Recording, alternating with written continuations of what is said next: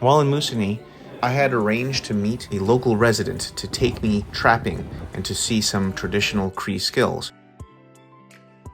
I had the privilege of meeting Randy Cota, a First Nation person of Algonquin and Irish descent, and his Cree wife Betty, and he told me to make sure that I dress warmly.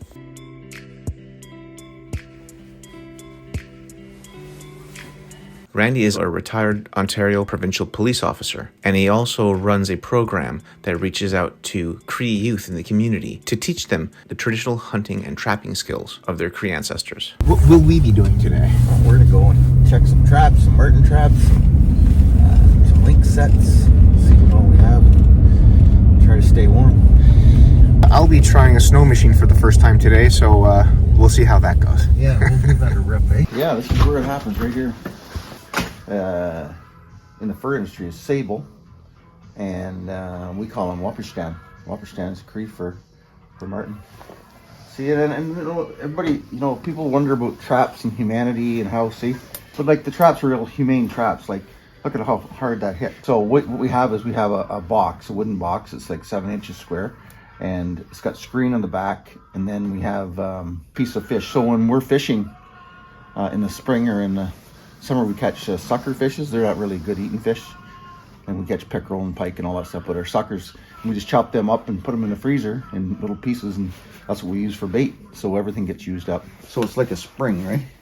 These here springs go off and slide up the thing, and which makes it go off like that. And the way we set them is, if there's you'll see this when we go to the box. So we always set it so the trigger. This is the trigger part. This piece in here. Here, I can't get caught in there.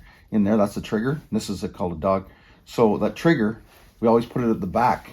So he's got to go further into the trap. So that's why you get these catches like this, the double catches. So you want to hold it out here.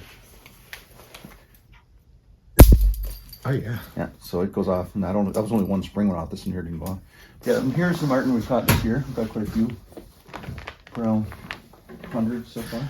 We target certain animals because I know the animals are in that area. That they're not there. It's like trying to target a wolverine or something like that. Well, number one, they're not here. They're not in this area. They're north of here. So me putting up wolverine sets is just mission of futility, right? And where we go with our snowmobiles, it's got to be, you know, it's got to be something that it's practical. I can't waste time, right? Because time is of the essence.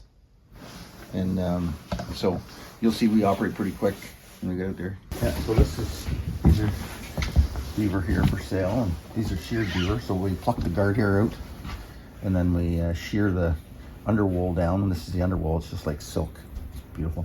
Again, this is called a fin coon, Finland raccoon. And we got some otter, and we got some black fox. We got fisher. These are fisher. These are cross foxes. These are ones we caught here. They're crumply. They're not tanned yet. Just gotta start. It's not tanned. See that? There's a difference. It's just dried. Try to manipulate it out of the trap, right? I have a buddy of mine that can sharpen knives extremely well, so he sharpens all my knives for me. He knows what he's doing. From what I gather from what we were talking about last night, that there are a lot of people that can specialize in different areas and you all help each other. Yeah, that's what it's all about up here, is you have to have, you know, different people that can good at different things, and they help each other out.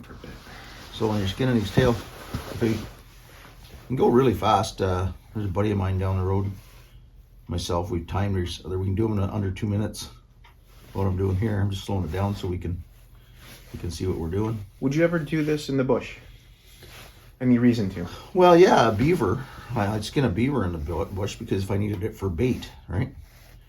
But a lot of the beaver around here, if you don't bring them home for food, people will be pretty upset at you because they like to eat beaver here. Does everyone eat everything in terms of like what you catch, or in terms of furs, or are there certain things you will not eat? Well, I don't eat canine. Foxes or wolves, I won't eat them. Okay. That was the hard part. Yeah, that's what takes a little bit of time. I try to keep my hands nice and clean so I don't get any blood on the fur. We pull it onto this board. Just pull it snug, and it's gonna dry.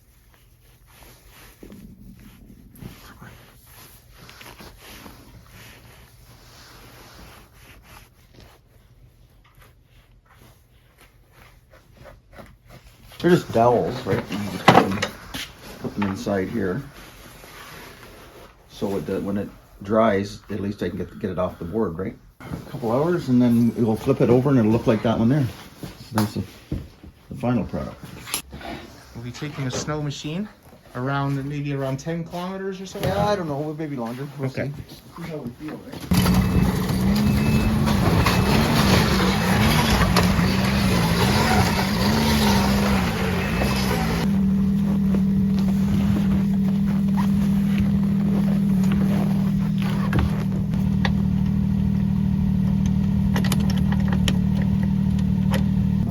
Double it up.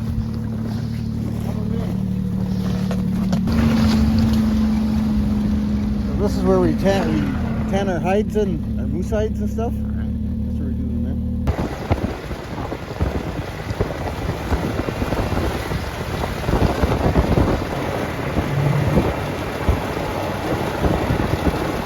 Pressure from the tide going up and going down. That's what's causing all these here.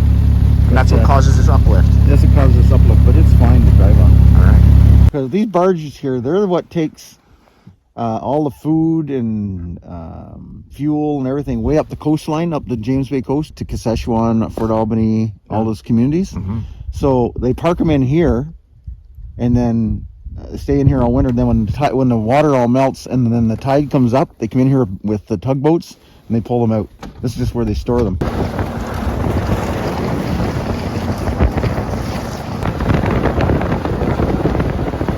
Foxes this time of year, we don't snare them. We don't catch them because it's late now. It's January, February.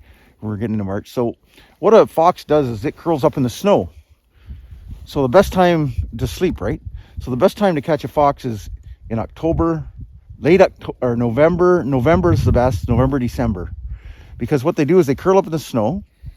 They fall asleep. The warmth from their body melts the snow. That makes ice. That ice catches those nice fine long guard hairs, the nice and pretty ones. Yeah. And when they go to get up, they pull those hairs out. So you have a bald spot of the long, beautiful guard hair.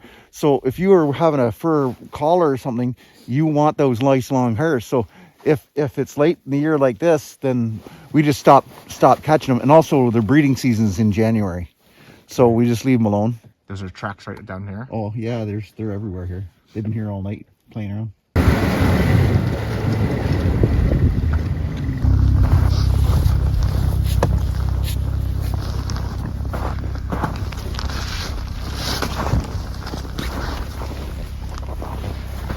So all we're doing is prettying it up. See a piece of beaver on there? Little piece of beaver meat. Martin, he'll come and he'll smell that and he'll climb up the tree and thunk, it's caught in that. Come on, we'll go to the next one. All right. So everything that we catch, we use for bait of some kind. Either we eat it or we use it for bait. You're saying this was a poor man's... Why is that a poor man's one? What do you mean by that? Well, you'll see, because I got boxes, nice boxes, and they're more sophisticated. They're more... This is just a stick goes through it to hold it there. There's no nails or nothing. It's just a stick holding it there. Then we usually take something like this. See, he knocked it off. And you just pretty this up a bit. See, he knows that and he'll see that. And he'll win. Got ourselves a marten here. Call him Wapishtan or sable if you're from Russia. He's not coming out of there, so we got to take the trap home. This is an unwritten rule. You don't touch somebody else's trap. The guys drive by here and they see that marten, they won't touch it, because if they're a trapper and they're going to steal your fur, they trap too. Same thing for fishing, setting our gill nets or fish nets in the summer. People drive by, they don't touch them. You just don't do it. That's just like, it's like a sacrilegious thing. Like you just don't do that, right? So I have my baits, I have my traps, I have my snares, I have my lures, trap setter. In there's I got a little backpack. It's got some survival stuff in it. So your friend makes this beaver musk. It's a paste, eh? It's a paste, okay. But it's strong for, you know, it works.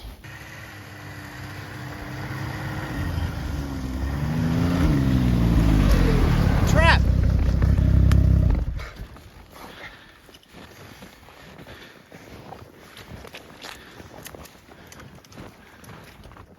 This is called a box trap for a marten.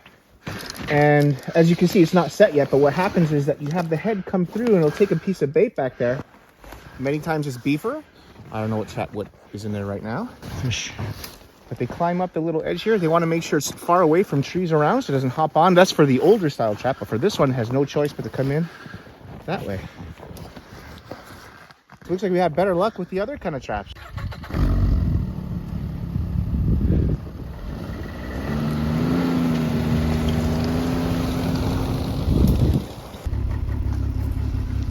We've run into a couple of issues here. Number one, we lost the toboggan. It broke off the back here. And number two, we got into some deep snow.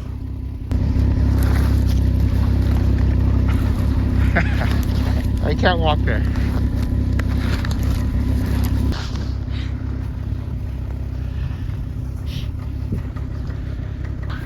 A little deep, eh?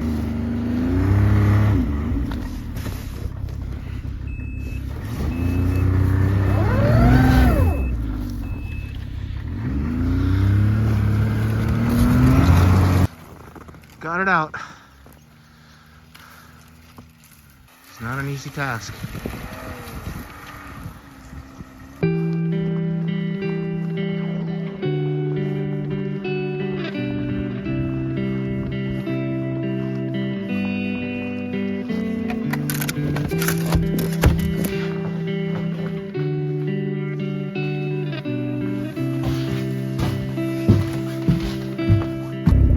Far over there, as you can see, there's a river then comes in. It's the French River, and I go down there and I go 80 miles that way.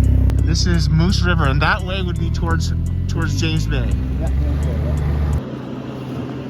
So we're back after our checking of the trap lines, and now this is the original marten that we had initially skinned. Turn it inside out because it's sold fur out. There's some animals that are sold fur in, like a raccoon,